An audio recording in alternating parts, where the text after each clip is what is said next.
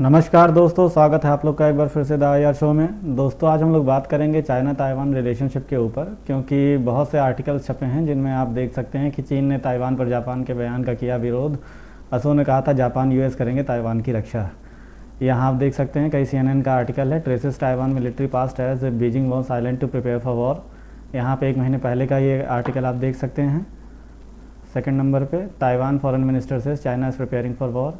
नीचे आप देख सकते हैं China takes Taiwan it all over. हेली जो है वो अर्ज कर रही है यूएस से कि वो एक्ट करे इस चीज़ पे, क्योंकि कहीं ना कहीं वो भी इस चीज़ को लेके परेशान है कि चाइना जो हो सकता है ताइवान के ऊपर अटैक कर दे। और विश्व के बहुत से विशेषज्ञ इस समय इस बात के तरफ इशारा कर रहे हैं कि हो सकता है कि चाइना जो है वो बहुत जल्द ही जो है वो ताइवान के ऊपर जो है वो अटैक करे और उसको जो है वो अपने वन चाइना पॉलिसी के तहत, जैसा कि वो क्लेम करता है, उसको अपने मेन लैंड चाइना में जो है वो सबमर्ज कर लें। तो देखिए मेनलैंड चाइना क्या है और ताइवान का इशू क्या है, इसको हम लोग जो है थोड़ा सा अगर हम लोग हिस्ट्री में ब्रीफ में देख लें तो अच्छा होगा। इससे एक थोड़ी सी क्लैरिटी आ जाएगी कि आखिर जो इन लोग के बीच में विवाद है वो आखिर है क्या। दोस्तों दरअसल बात शुरू होती है आपके 1921 में, जब वहाँ पे चीन में क्या हुआ, एक तरीके की सिविल वॉर चल रही थी। और उस सिविल वॉर में एक थी नेशनलिस्ट पार्टी। जस्ट मैं आपको ब्रीफ में बता रहा हूँ, इसमें बहुत ज़्यादा फैक्ट है, उसमें हम लोग नहीं जाएंगे। एक समझने के तौर पे एक समझ डेवलप हो सके बस, खाली इसलिए बस मैं थोड़ा सा एक आपको ब्रीफ कर दूं कि वहाँ पे एक नेशनलिस्ट पार्टी थी जिसके जो लीडर थे वो चेंग काई शेक थे। और एक जो थी पार्टी वहाँ पे एक लेफ्टिस्ट आइडियोलॉजी की बनी जिसका नाम था पीपल्स रिपब्लिक ऑफ चाइना, या जो पार्टी थी वो CPC थी, या कम्युनिस्ट पार्टी ऑफ चाइना, जो कि आज भी बनी हुई है। और जिसका आप लोग को याद होगा कि 1 जुलाई को जो है वह इनके 100 ईयर्स को सेलिब्रेट किया गया इस्टेब्लिशमेंट के, कि इस्टेब्लिश्ड हुए जो CPC को है वो 100 ईयर्स हो गए। और इसी चीज़ को जो है वो सेलिब्रेट किया गया था, जिसमें जिनपिंग ने जो है काफ़ी लंबा भाषण दिया अपना। और जिनपिंग ने कहा कि जो हमारा जो ताइवान को जो मेनलैंड चाइना में जो मिलाने का जो हमारा जो एम है वो पूरा होके रहेगा और वो अनशेकेबल है, यानी उसको किसी ना किसी तरीके से करके रहेंगे। साथ ही साथ इन्होंने USA को भी वार्न किया अपने स्थापना दिवस पे कि अगर USA ने किसी भी तरीके से ताइवान के मैटर में अगर इंटरफेरेंस किया तो वो चाइना की सॉवरेनिटी पे हमला होगा और चाइना इसका बखूबी जवाब देगा। तो इस सब के बाद हम लोग अपने फिर वापस पुराने ब्रीफ हिस्ट्री पे जाते हैं कि दो पार्टियां वहाँ या दो एक तरीके से स्टेक होल्डर्स चल रहे थे। एक तो थी नेशनलिस्ट पार्टी जिसके चेंग काई शेक थे, और एक थी चाइनीज़ कम्युनिस्ट पार्टी जिसको आगे चल के लीड किया माओ ने। माओ का नाम आपने सुना होगा, एक तरीके से इनको फादर ऑफ CPC कहा जाता है। तो जब चाइनीज़ कम्युनिस्ट पार्टी जो थी, इन्होंने क्या किया कि इन्होंने नेशनलिस्ट का बहुत ज़्यादा विरोध किया, क्योंकि कहीं ना कहीं इनकी जो आइडियोलॉजी थी वो वेस्टर्न को लेके थी, वेस्टर्न नेशंस के प्रति। और चाइनीज़ कम्युनिस्ट पार्टी जो थी वो पूरी लेफ्ट आइडियोलॉजी पे थी, जो कि मार्क्सिस्ट से प्रेरित थी। और इसके बाद क्या हुआ कि इन्होंने धीरे धीरे पूरे जो मेन लैंड चाइना है उस पर कब्ज़ा कर लिया। तो मेन लैंड चाइना में जो नेशनलिस्ट पार्टी थी, जो एक तरीके से इनकी जो मिंग डायनेस्टी वगैरह थी उसके राजवंश के भी काफ़ी करीबी माने जाते थे, तो ये लोग क्या हुआ, ये भाग के यहाँ चले आए, जो आपका यहाँ पे एक आइलैंड के रूप में बना हुआ था ताइवान। वहाँ पे आके बस गए कौन, जो नेशनलिस्ट पार्टी के चांग काई शेक थे और जो उनके सपोर्टर्स थे। तो वो 1945 के बाद वो क्या हुआ, यहाँ भाग के चले आए 1947 के आसपास में। और इन्होंने यहाँ से अपनी एक गवर्नमेंट चलाना शुरू किया, जिसको इन्होंने क्या किया कि इन्होंने कहा ये हमारी क्या है, रिपब्लिक ऑफ चाइना यही है, यानी अपने आप को इन्होंने मेन चाइना बताया। और जो यहाँ जो मेन लैंड चाइना में जो राज कर रही थी CPC, इसको इन्होंने एक एट्रोसिटी वाली गवर्नमेंट बताया जिसने ज़बरन जो है वो कब्ज़ा कर लिया है। तो इसके बाद क्या हुआ कि जो CPC थी ये अपने आप को PRC बुलाती थी, यानी पीपल्स रिपब्लिक ऑफ चाइना, जबकि जो ताइवान वाले थे ये अपने आप को रिपब्लिक ऑफ चाइना बुलाते हैं। और आज भी इनके ताइवान के नाम के आप देखेंगे आगे तो ROC लिखा रहता है, यानी रिपब्लिक ऑफ चाइना। तो एक मज़ेदार फैक्ट मैं आप लोग को ये बताना चाहूँगा कि USA ने जो है कभी भी जो मेन लैंड चाइना था उसको जो है वो चाइना नहीं माना, जो ताइवान था उसको ही हमेशा इन्होंने चाइना माना, एज अ कंट्री के रूप में चाइना इन्होंने इसको ही माना था। कब तक, 1970s के अर्ली तक, मान के चलिए 75 रहा होगा, 76 के आसपास में जो है जो USA के जो प्रेसिडेंट थे वो गए मेनलैंड चाइना, और उन्होंने वहाँ पे क्या किया कि जो मेनलैंड चाइना है उसी को असली चाइना रिकॉग्नाइज़ किया और ताइवान को एक अलग सेपरेट कंट्री के रूप में। तो इसलिए क्या हुआ, तब से क्या हुआ कि जो मेनलैंड चाइना था उसको एक बहुत बड़ी एक रिकग्निशन मिल गई, क्योंकि जब वर्ल्ड पावर आपको रिकॉग्नाइज़ करे तो एक आपका जो है इंपॉर्टेंस वैसे ही अपने आप बढ़ जाती है। तब से चाइना को क्या हुआ, मेनलैंड जो चाइना था उसको चाइना माना जाने लगा और उसके बाद से ताइवान एक सेपरेट ताइवान रिकग्निशन के रूप में अपनी जो पहचान है वो विश्व में बना के रख पाया। और उसके बाद से ही चाइना ने ये डिक्लेयर किया कि हमारी वन चाइना पॉलिसी है और जो ताइवान है ये भी हमारा ही हिस्सा है, और किसी भी देश ने अगर इसको सेपरेट कंट्री की तरह अगर इसको रिकग्नाइज़ करने की कोशिश की तो वो चाइना के साथ संबंध खराब करेगा और चाइना इसके लिए एक एक्शन भी लेगा।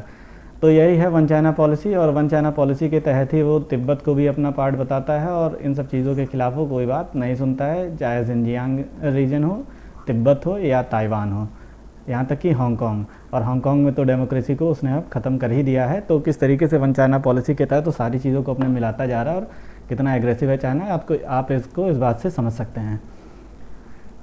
इसके अलावा यहाँ आप देख सकते हैं टाइम्स ऑफ इंडिया का भी आर्टिकल है कि China protest over Japanese deputy PM comment on defending Taiwan if attacked by Beijing. हुआ दोस्तों दरअसल ये है कि जो डेप्यूटी पीएम हैं जापान के, उन्होंने ये कहा था कि अगर जैसी खबरें आ रही हैं कि ताइवान के ऊपर अगर चाइना अटैक करता है तो यूएसए और जापान दोनों जो हैं वो ताइवान की जो रक्षा के लिए आगे आएंगे। अब देखिए इस जो इंटरनेशनल रिलेशन के प्लेटफॉर्म में एक अलग डेवलपमेंट अब ये देखने को मिल रही है कि ताइवान को लेके पहले जो देश चुप रहते थे, इतना खुल के नहीं बोलते थे, अब वो ताइवान के सपोर्ट में आ रहे हैं। इसका आप कहीं ना कहीं क्रेडिट देखें इंडिया को भी देंगे, क्योंकि इंडिया ने एक तरीके से माहौल बनाने का काम किया कि एंटी चाइना सेंटिमेंट्स को उसने जो है काफ़ी ज़बरदस्त उसने उभारा है, खासतौर से गलवान क्लैश के बाद। तो जिसके बाद से क्या हुआ है कि अब ताइवान का इशू है, चाहे दलाई लामा का इशू हो, ये सब अब जो मुद्दे हैं वो फिर से जो है वो रिजरेक्ट करने लगे हैं। और ये इनके फिर से जागने की वजह से क्या है कि चाइना कहीं ना कहीं अब ये पीछे जा रहा है, कहीं ना कहीं चाइना बैकफुट पे है। तो अब इस वजह से क्या हो रहा है कि अब जापान कहीं ना कहीं ताइवान के समर्थन में आ रहा है, यूएसए है ही है, साथ ही साथ इंडिया भी अपना इनडायरेक्ट जो सपोर्ट है उसको बढ़ाता जा रहा है। तो अब ये सब चीज़ें क्या कर रही हैं, चाइना को परेशान कर रही हैं, और चाइना बहुत ज़्यादा जल्दी दिखा रहा है ताइवान को अपने में मिलाने में, क्योंकि आपको मालूम होगा कि चाइना में जो इकोनॉमी है वो भी क्या हो रही है, स्लो डाउन हो रही है धीरे धीरे, और वहाँ पे कोविड की जो क्राइसिस उससे जो उसका नेम और फेम ख़राब हुआ वो हुआ ही हुआ। तो इन सब चीज़ों से बचने के लिए माना जा रहा है कि चाइना जो है वो जल्दी ही जो है वो ताइवान पे हमला कर सकता है, जैसा कि ताइवान के फॉरेन मिनिस्टर भी कह चुके हैं कि चाइना जो है वॉर के लिए वो प्रिपेयर हो रहा है। साथ ही साथ जापान ने इसमें कदम और आगे बढ़ते हुए इसने क्या किया कि WHO की एक असेंबली होती है, वर्ल्ड हेल्थ असेंबली, जिसके जो अध्यक्ष हैं इस समय आप लोगों को मालूम होगा डॉक्टर हर्षवर्धन हैं। तो वर्ल्ड हेल्थ असेंबली की जो सबमिट होता है उसमें हर बार जो है वो नॉन ऑब्जर्वर के रूप में बुलाया जाता था, यानी कि कोई वोटिंग राइट नहीं होता था ताइवान के पास। लेकिन 2016 से ही जो है ताइवान को बुलाना बंद कर दिया गया है, क्योंकि चाइना ने इस पर स्ट्रॉन्ग ऑब्जेक्शन किया, और चाइना तभी से जो है काफ़ी ज़्यादा अग्रेसिव है ताइवान को लेके, क्योंकि 2016 में जो है यहाँ की जो लीडरशिप थी वो बदल गई और वो डेमोक्रेटिक लीडरशिप थी, और ये जो प्रो वेस्टर्न आप कह सकते हैं, प्रो डेमोक्रेटिक कह सकते हैं इस लीडरशिप को, क्योंकि इसके पहले की जो लीडरशिप थी उसकी काफ़ी अच्छी तालमेल था मेनलैंड चाइना के साथ, तो इसलिए चाइना बहुत ज़्यादा एग्रेसिव नहीं। लेकिन इधर जो है चाइना काफ़ी एग्रेसिव हो चुका है ताइवान को लेके। तो इस वजह से क्या हुआ कि 2016 से ही जो है चीन के प्रभाव के कारण जो है ताइवान को जो है as a non observer member के रूप में बुलाना बंद कर दिया गया।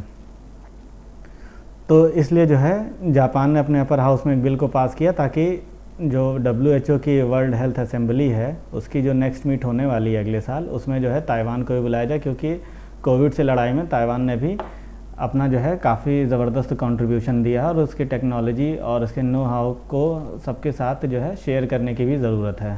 तो ताइवान के जो फॉरेन मिनिस्टर हैं ज़ैनोऊ, उन्होंने कहा है कि important partners and precious friends Japan को उन्होंने रेफ़र किया है। साथ ही उन्होंने कहा है कि Taiwan will continue to work with Japan and other like minded countries to deepen relations and create an environment where Taiwan can participate in international organizations। तो आप समझ सकते हैं किस तरीके से जो है वो ताइवान भी अपनी प्रिपरेशन को धीरे धीरे बढ़ाता जा रहा है, और अपने जो टाइज़ हैं डिफरेंट कंट्रीज़ के साथ, खास तौर से क्वाड कंट्रीज़ के साथ जो है वो बढ़ाता जा रहा है। तो कहीं ना कहीं क्वाड जिसको पहले कमज़ोर समझा जा रहा था वो कहीं ना कहीं शेप करने लगा है, और उसका प्रभाव जो है वो चीन के ऊपर दिखने लगा है।